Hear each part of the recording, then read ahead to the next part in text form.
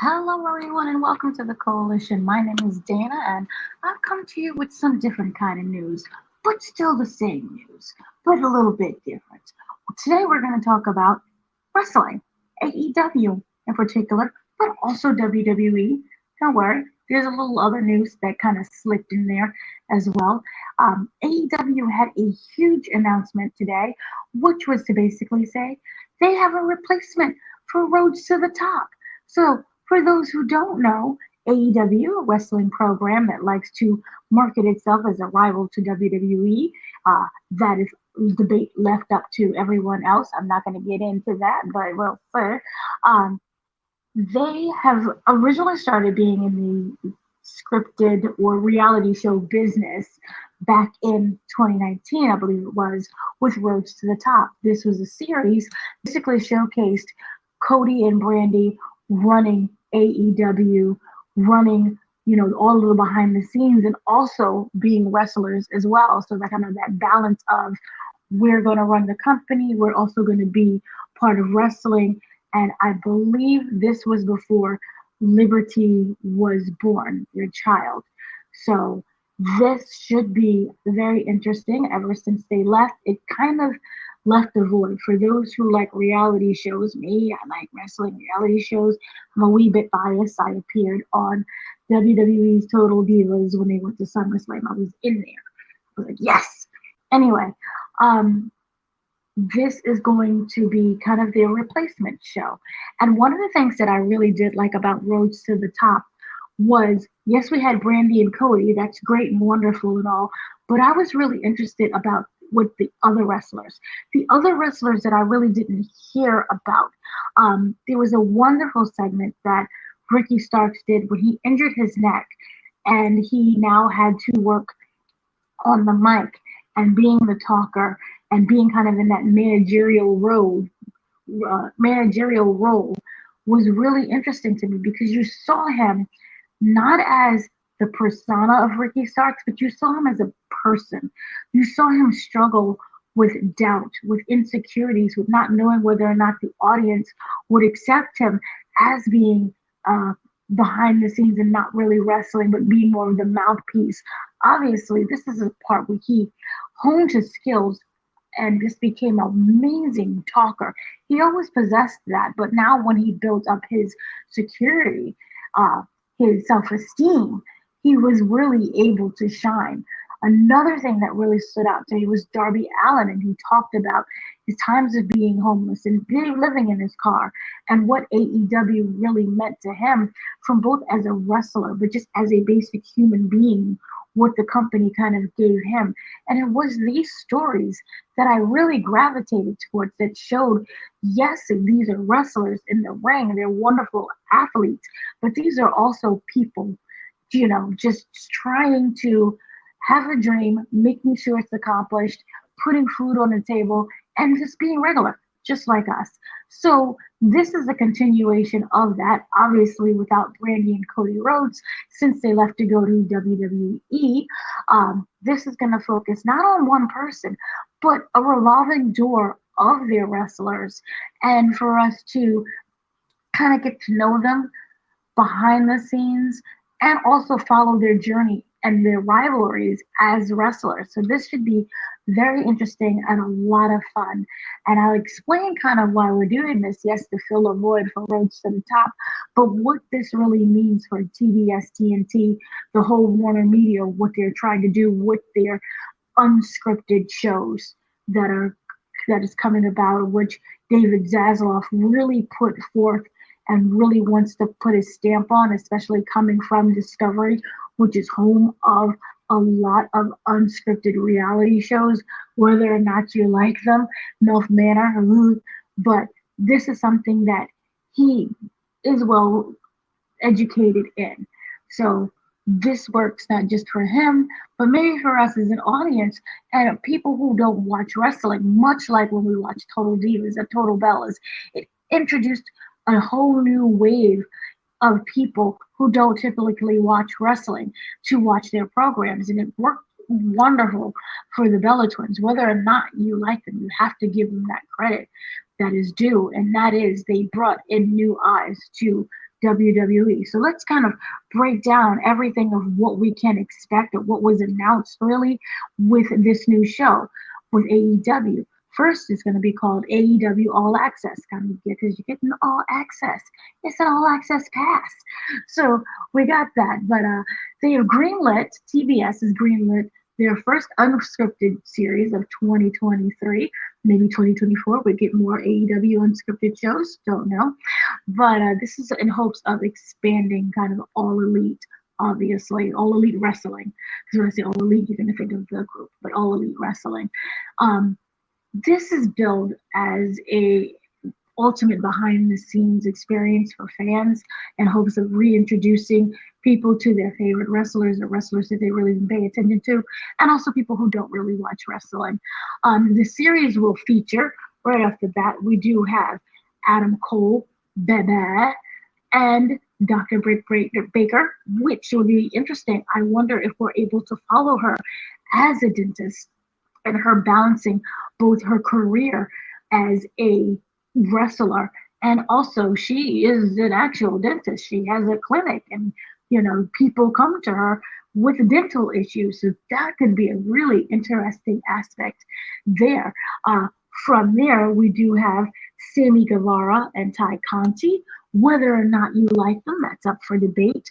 But they're very young, and it's to show, them coming into the company. They're very young, their love for each other, and how they came together, both in their relationship and working behind the scenes and being wrestlers, what that kind of doesn't mean to them. And then we have a really interesting part, which is the Young Bucks. The Young Bucks are basically, they're helped to run AEW. They're that executive position.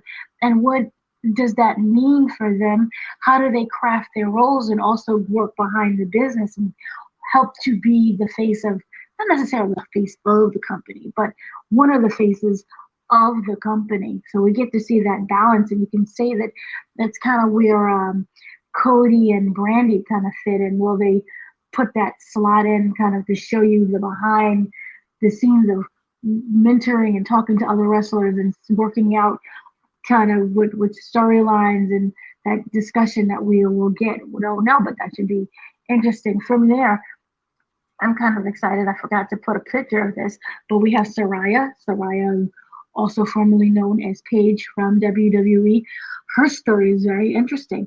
She had a neck injury where she retired from wrestling. The goal was to probably never come back in fear that she would re-injure her neck, and this time it would be permanent damage. But she was able to train hard and be very optimistic, and somehow the whole neck worked out and she returned to wrestling. So what is it like to come back to wrestling, to mentor others, to have, your own hopes and dreams and desires to be champion?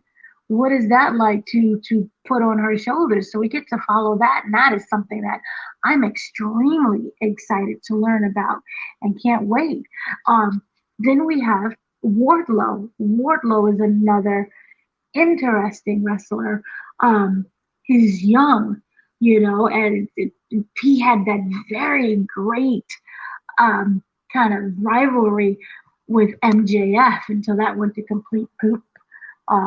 But what does it feel like for him to kind of have that rivalry, to be the main slot, win the championship, the belt that he won, and just kind of be in the company? And that should be something that is really exciting to see. One of the things I'm even more excited, Eddie Kingston. Eddie Kingston is a personality. He is someone who just captivated me from the very beginning. And remember, he was not originally someone that was signed to AEW. He was brought in by Cody Rhodes to wrestle for the TNT Championship. And even though he lost, he had so many fans, so many people that did know him from the independent scene, and people who didn't know him. That's how powerful of a presence he made. Remember, there was an online campaign of sign Eddie Kingston, sign Eddie Kingston. Every day, Tony Khan was just being bombarded with messages of, did you sign Eddie Kingston yet? Sign him. And I personally just love how he is as a wrestler. It feels extremely authentic. Remember when he came down trying to set Jericho on fire? I genuinely believe that was gasoline and he was going to actually light him up. That he's that kind of wrestler. So I look forward to that. And I'll also remember there is that real life kind of rivalry between him and Sammy Guevara. They got into that backstage fight that was actually very real. And I wonder how, if they will touch upon that and that whole dynamic and clash. That should be interesting. And then, of course, after that, we have the man himself, Tony Khan. Tony Khan was also kind of part of Road to the Top, where we got to see glimpses of him running the company. And so I hope we continue with that glimpse, because to me, it's always been fascinating whether or not you like Tony Khan, whether or not you view him as being way too sensitive. I hope that we get to learn more about him and maybe touch upon that, because he is passionate, the passion that he has for the business, and maybe sometimes that his passion could get him in trouble, or not necessarily in trouble, but his passion could kind of turn maybe some viewers off. He was involved in an incident involving Errol Hawani. Obviously, they're not going to touch about Errol Hawani, but I just I think it'll be interesting to learn how his mind ticks as being someone who is running this company, putting everything together. There's a lot of things that rest on his shoulders. And remember, AEW is just not the only company he runs. He runs multiple companies, and he is the Jaguars as well. And I don't think we're going to follow the Jaguars, but following him, balancing all of that stuff in AEW, it could be very exciting and very fun. So it's going to follow those people, like I said, and each episode will showcase AEW, the wrestlers, or stars as they call them, as they navigate the week-to-week challenges to remain at the top, and will track their rivalries between talent as they vie for fans' attention. So this is another thing that I think is going to be really interesting. So it has, over the course of the series, viewers will get a chance to follow the contentious lead up to AEW's major wrestling events and matches. So one of the things that you can criticize AEW right now for, at this moment, not for what would happen in the past, or even I don't know what's going to happen in the future, but right at this moment, it feels like some of the wrestlers are just wrestling to wrestle. We need more storylines. We need more reasons to care about a match. One of the things you can argue with WWE, that bloodline that they have, that storyline with Sami Zayn and the bloodline, every week you're tuning in, SmackDown, Raw, pay-per-view, just to find out what's going to happen, who's going to turn on whom. Will Sami fight for the top? Will Sami defeat Roman Reigns? What's going on with Jey Uso? Is Jey Uso going to actually turn on Roman? Is he friends with Sami?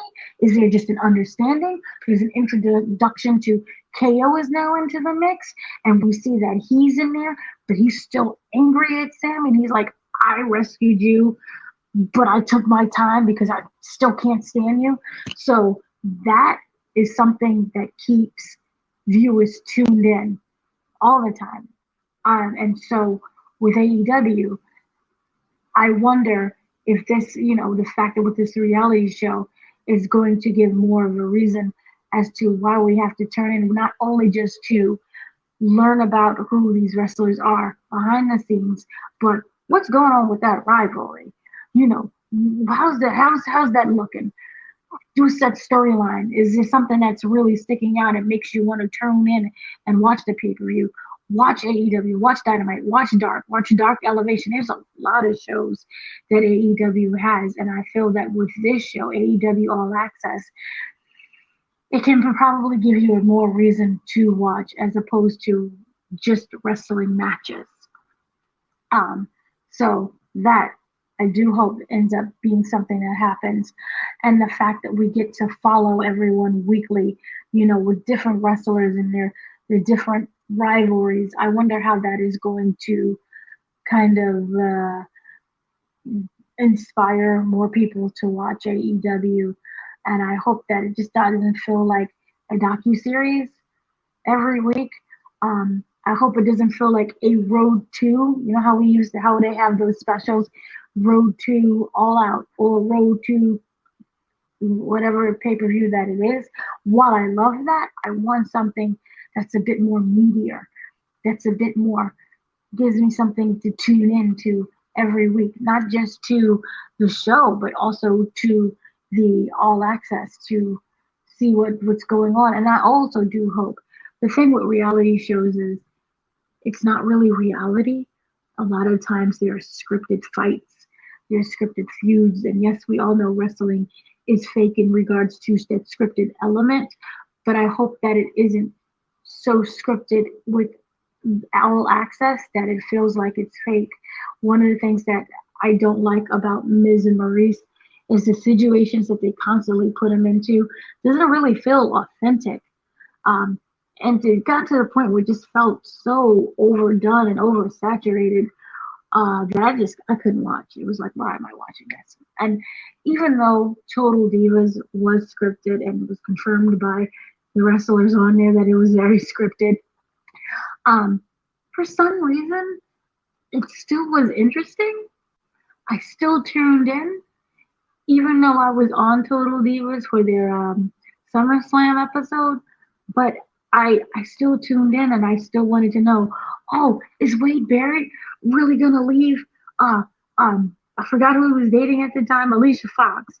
So what's going on? I know they broke up, but is this now gonna mean that he's gonna say something on either Raw or SmackDown? I just didn't know, and that's kind of why I tuned in. It was for the drama, and even though it was fake drama, it was still a little bit of sprinkled in. That drama, they didn't feel like they was going completely overboard. And that's also what's going on with Total Bellas. I like that element of some truth, but there's drama and some fakery going on. So I just hope it doesn't become so fake and so staged that I don't want to watch it anymore. But yeah, so this is to help, show us the wrestlers more in a regular light for us to get to know them. I think it's a really great idea. I loved, obviously, AEW Rose to the Top. I have no problem with watching reality wrestling shows. So this seems to be really fun. I am excited to see what can happen. I'm really excited to see Eddie Kingston. Eddie Kingston is the kind of person who I would have never imagined to be on a reality show. So this is going to be, for me, something I am going to tune into. Now, what's also going on the WWE side, they have announced, or Bianca Belair has confirmed through via numerous interviews that she's done, is that Montez Ford and Bianca Belair are getting their own reality show. This is going to be for Hulu, not USA Network, but for Hulu. I believe it is 10 episodes, and I'm gonna watch it. We do not have a date for this at all. They are currently still, I believe they're still filming. There is no date yet with this, so just give me 1 second to kind of pull this up. Um, she revealed that the show was essentially 2 years in the making. They did a sizzle reel where, it was kind of what the idea of the show was going to be, see if they were good on camera or not. And obviously it worked out. It took 2 years to kind of convince and work with the development, but this should be something that's really interesting. For those who don't know, Bianca Belair and Montez Ford, they are married in real life.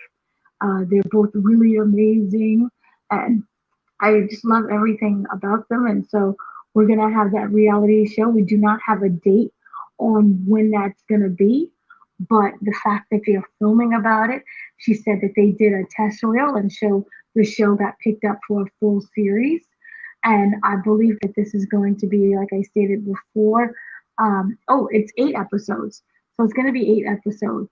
And it's going to air on Hulu. So this is something that I look forward to watching once again. And so, wrestling reality shows, whether or not you like them in terms of you think that, oh, I'm going to tune in all the time. They may not be for you, but they have that way of bringing in a new audience.